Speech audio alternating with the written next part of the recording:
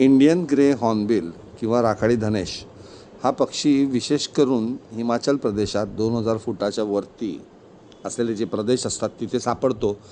पण तिथे लागलेल्या जंगलाच्या आगीमुळे किंवा खाद्यपदार्थांच्या शोधामध्ये हा स्थलांतरित करतो आणि तेव्हा मुंबई, ठाणे, नाशिक अशा विभागात पण हा आढळून येतो. याचा आवाज जो असतो तो काळ्या घारीसारखं किंचाळणं जे असतं त्याच्यासारखा त्याचा आवाज असतो.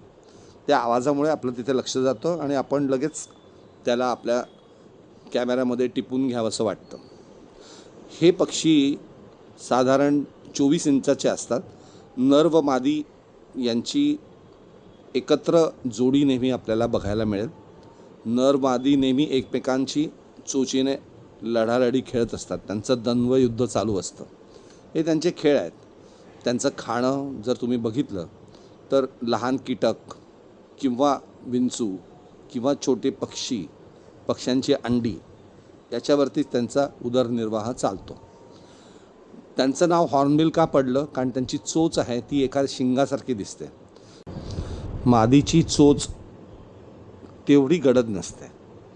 तिच्या चोचीवरती सुद्धा शिरस्त्राण असतं किंवा तुरा असतो.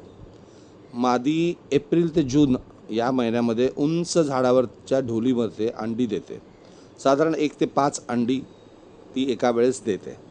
ते दिल्यानंतर आतमध्ये ती स्वतःला कोंडून घेते. त्याच्या अगोदर ती स्वतःचे पिसं गाळते.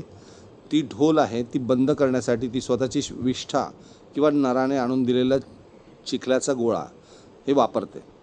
नंतर सर्व व्यवस्थित झाल्यानंतर नर ते जे आवरण आहे ढोलीवरचं ते फोडतो आणि पिल्लाची आणि मादीची सुटका करतो. नर आणि मादी हे दोघंजणं एकत्रितपणे पिल्लांना वाढवतात, त्यांचं संगोपन करतात आणि नंतर पिलांना उडण्यासाठी सोडून देतात. पिलांच्या चोचीवरती शिरस्त्राण नसतं. हे नर आणि मादी आपल्याला मुंबईसारख्या भागामध्ये सुद्धा सापडू शकतात. हे शोधणं, हे सापडणं थोडंसं कठीण असतं कारण त्यांचा रंग हा काळा आणि पांढरा असाच आहे.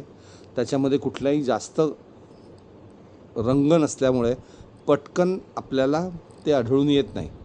पण त्यांच्या विशिष्ट प्रकारच्या आवाजामुळे आपण त्यांना लगेच ओळखू शकतो.